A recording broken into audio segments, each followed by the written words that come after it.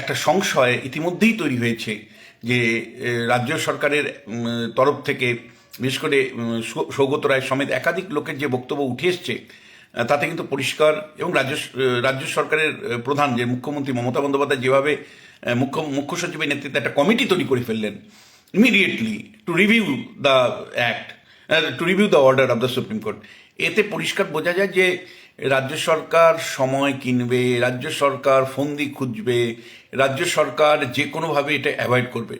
রাজ্য সরকারের সামনে কোনো পথ নেই কারণে যে বিপুল পরিমাণে টাকা লাগবে সেই টাকা কিন্তু রাজ্য সরকারের ভাণ্ডারে নেই। রাজ্য সরকার গলা বাড়িয়ে বলে আমাদের আর্থিক অবস্থা ভালো, আমরা রাজ্যের আয় বেড়েছে, তাই আমরা বেশি করে লোন নিতে পারি। এই সব গল্প মানে স্টুডিওর জন্য যথেষ্ট, কিন্তু রাজ্য সরকারের অবস্থা এতটাই খারাপ যে বিভিন্ন দপ্তরের যে মিনিমাম প্রাপ্যগুলো, যেমন ধরুন পুর বিষয়ক দপ্তরের যে পুরসভায় যে টাকা দেয় সেই টাকা বহু বছর ধরে দিতে পারছে না। পঞ্চায়েতগুলোকে যে পরিমাণে টাকা স্টেট অর্থ কমিশনের মাধ্যম অনুমোদন সুপারিশ অনুসারে পাওয়ার কথা পঞ্চায়েতগুলো পায় না। যে প্রাইমারি স্কুলগুলো কম্পোজিট জ্ঞান পাওয়ার কথা পায় না, আপনারা খোঁজ নিয়ে দেখবেন।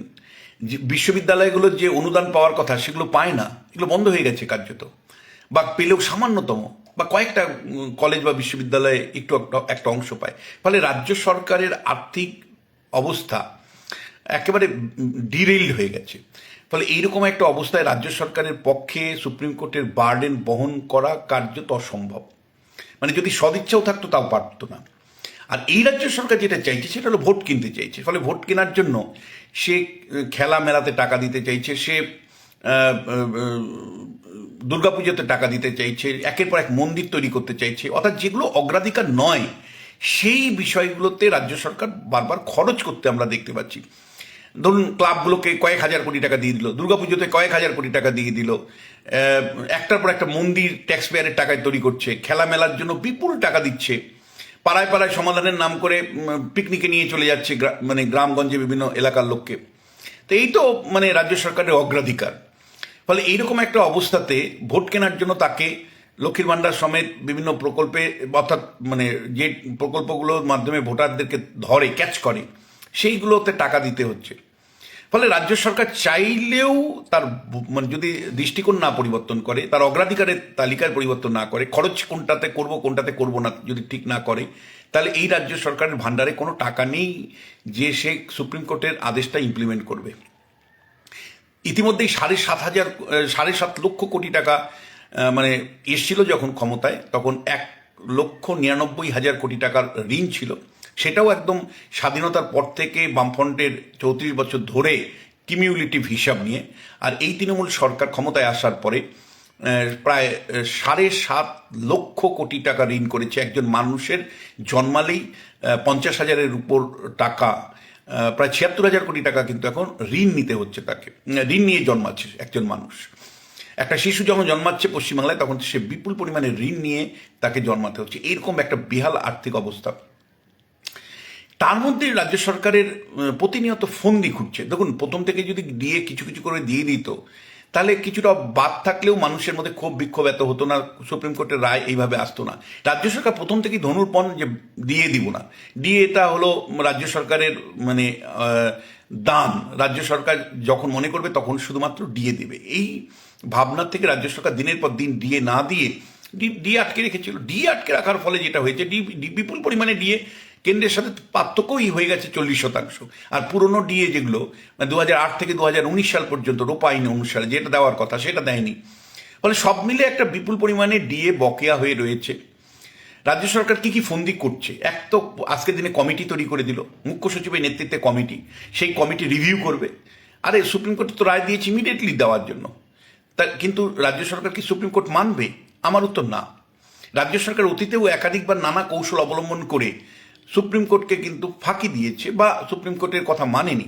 যেমন কিছুদিন আগে আপনারা জানেন 2025 সালের সুপ্রিম কোর্টে অন্তর্বর্তীকালীন রায় দিয়েছিল যে আগে আপনারা 50% দিয়ে কথা বলুন, কিন্তু তখন কিন্তু ডিএ দেওয়া হয়নি।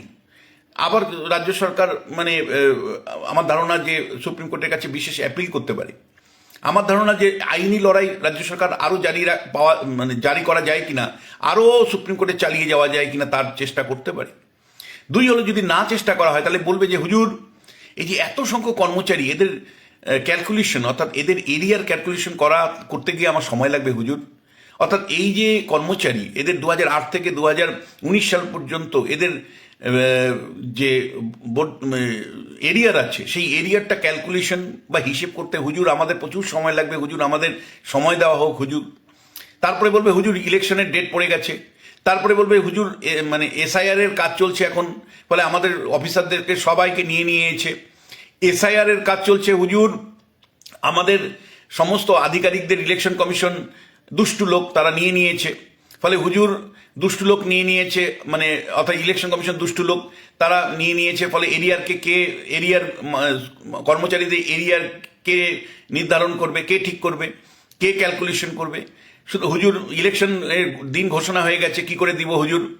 এরকম অসংখ্য একদিকে অ্যালিবাই চলবে, আরেকদিকে অবশ্যই সুপ্রিম কোর্টে কোন ফন্দিতে এই আদেশকে আটকানো যায় তার চেষ্টা চলবে। ফলে তাহলে এখন প্রশ্ন যেটা হলো যে কর্মচারীদের এই দাবি দাওয়া পূরণের উপায় কি।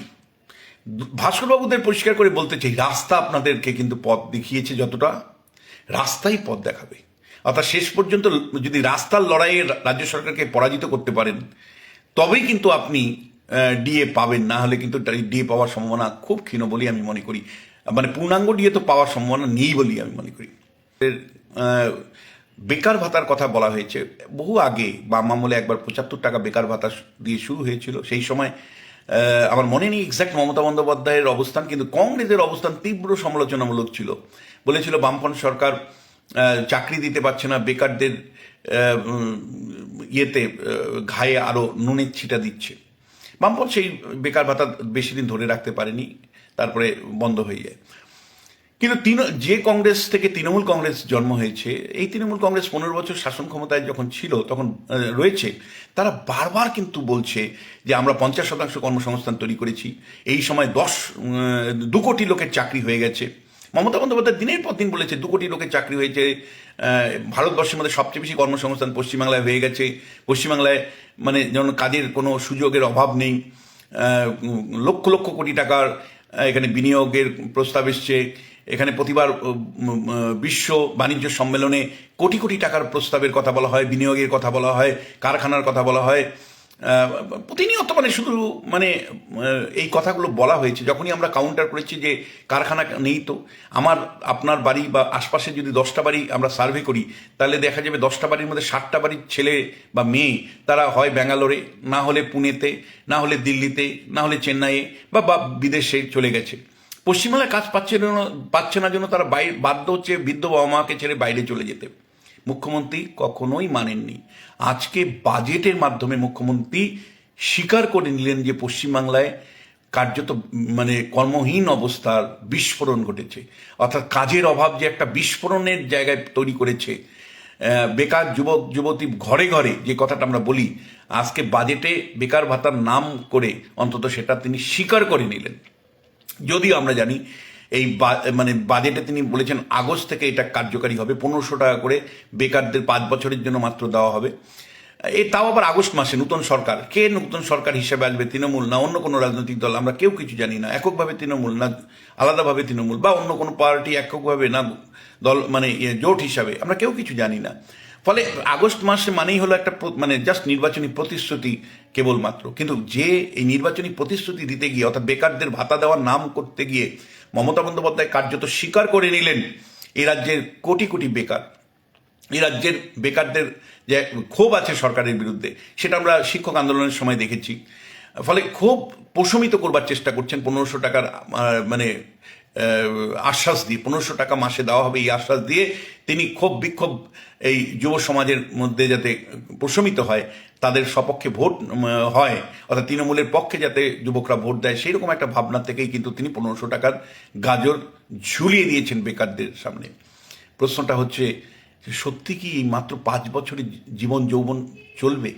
একটা ছেলে যদি 5 বছর প্রতি মাসে 1500 টাকা পায়, তা দিয়ে তার স্বপ্ন পূরণ হবে? তা দিয়ে তার পরিবার পরিজন চলবে? তা দিয়ে তার বিবাহ তার জীবনসাথী নিয়ে বা সন্তান সন্ততি করে একটা সংসার গড়ে তুলতে পারবে? কোন স্বপ্ন দেখছে আমাদের?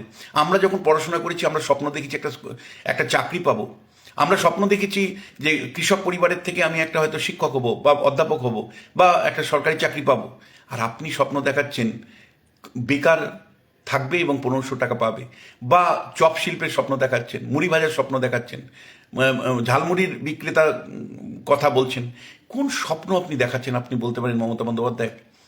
আজকে বাজেটে বেকারদের ভাতা দেওয়া কথা ঘোষণা করে আপনি স্বীকার করে নিলেন যে এই পশ্চিমবাংলাতে চাকরির ভয়ঙ্কর অভাব আছে, ঘরে ঘরে বেকারদের অভাব, বেকাররা রয়েছেন, চাকরির অভাবে বেকারদেরকে বাইরের রাজ্যে যেতে হচ্ছে, বৃদ্ধ বাবা মারা এখানে পড়ে থাকছেন।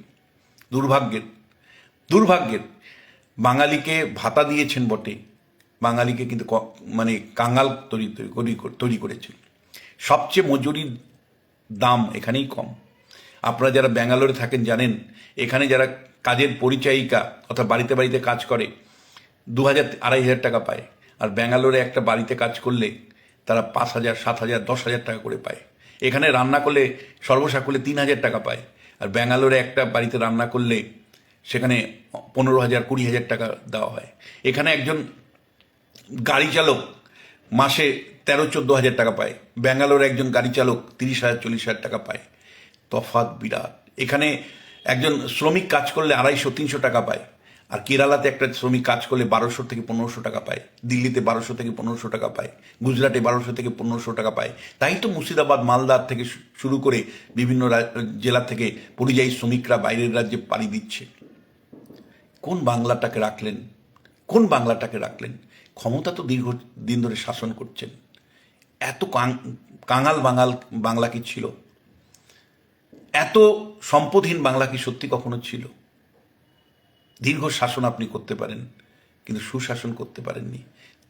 আমাদের ভিডিও ভালো লাগলে লাইক আর শেয়ার করুন, কমেন্ট সেকশনে গিয়ে জানান আপনাদের মতামত। আরও ভিডিও পেতে আমাদের চ্যানেল এখনই সাবস্ক্রাইব করুন এবং প্রতি মুহূর্তের খবরের আপডেট পেতে প্রেস করুন বেল আইকন।